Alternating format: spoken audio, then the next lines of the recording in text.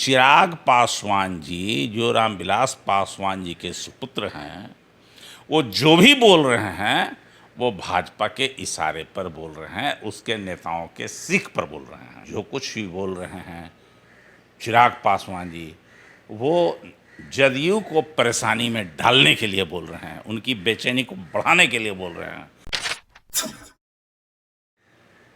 बिहार में एनडीए में सब कुछ ठीक नहीं है। चिराग पासवान जो कि लोक जनशक्ति पार्टी के राष्ट्रीय अध्यक्ष हैं, उन्होंने कहा है कि हमारी तैयारी सभी 243 सीटों पर है और उन्होंने अपनी पार्टी के नेताओं को ये भी कहा है कि कुछ भी हो सकता है गठबंधन को लेके, यानी एनडीए को लेके।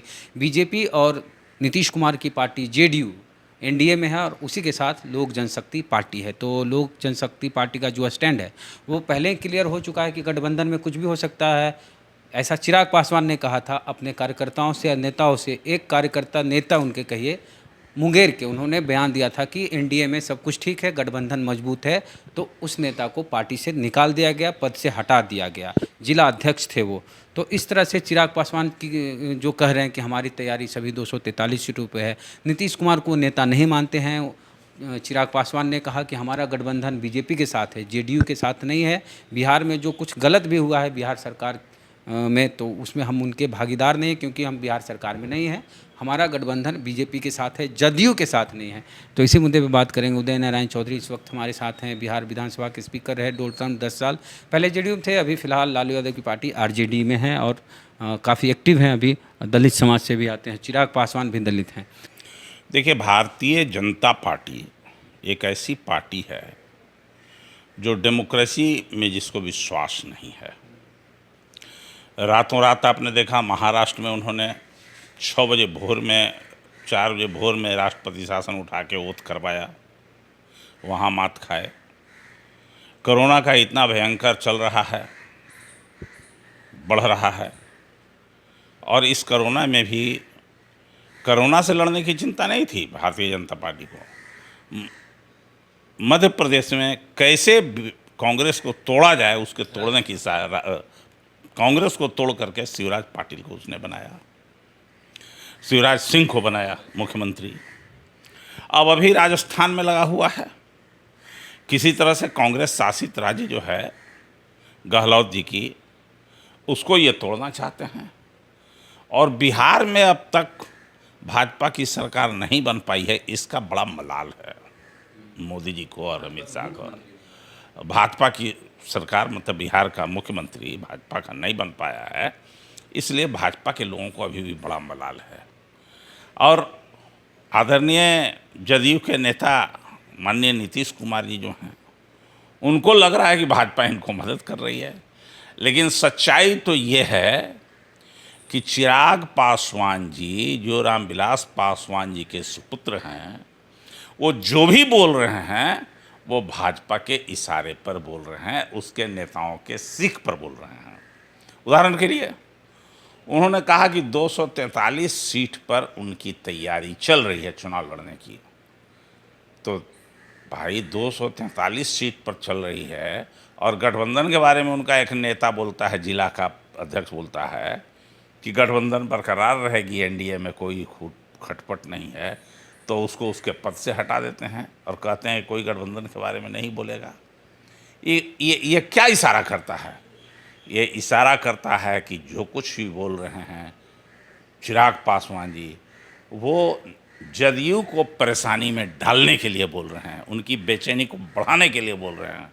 और वो बेचैनी बढ़ाने के लिए इसलिए बोल रहे हैं कि जदयू उनको ज़्यादा से ज़्यादा बीजेपी को सीट दे। भारतीय जनता पार्टी इस विषय पर कहाँ कुछ बोल रही है। भारतीय जनता पार्टी एक बार बोली तो गिरिराज सिंह जी का बोली बंद हो गया है बिहार सरकार के बारे में।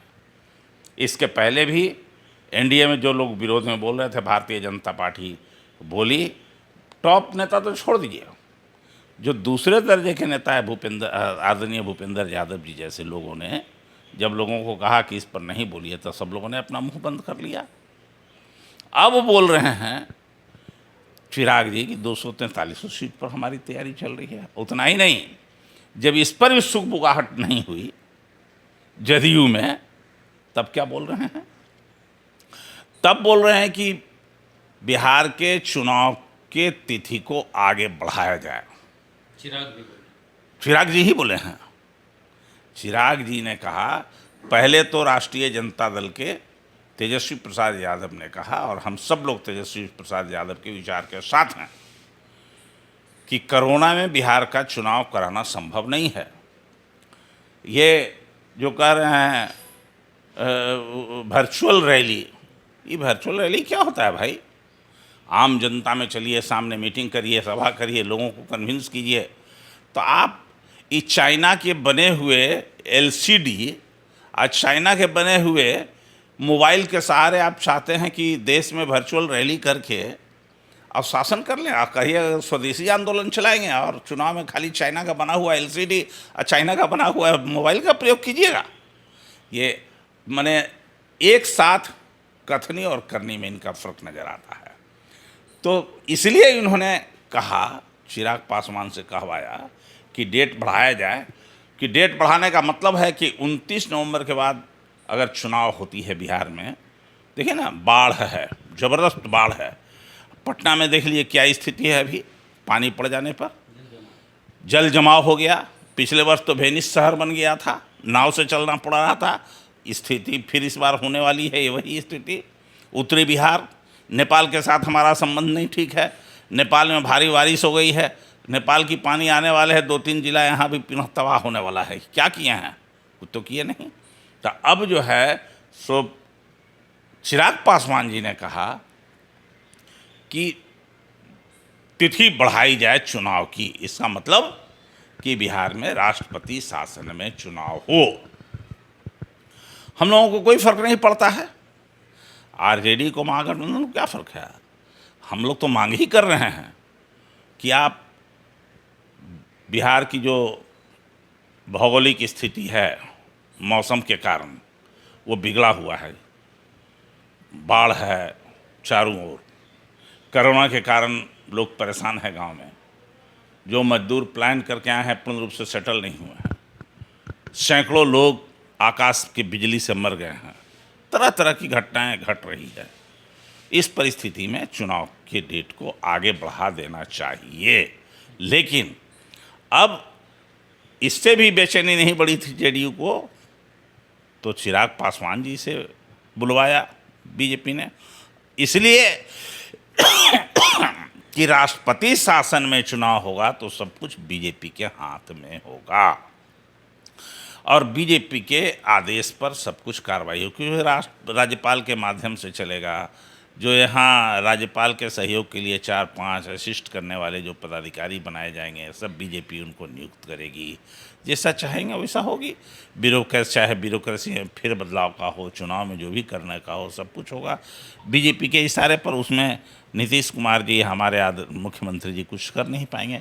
इसलिए इनको सख्ते में डालने के लिए और जो ज़्यादा सीट मांग लेने के लिए चिराग पासवान जी को कह रहा है, चूँकि अमित शाह जी कह चुके हैं कि बीजेपी जेडीयू के नेतृत्व में चुनाव लड़ेगी, लेकिन एक बार भी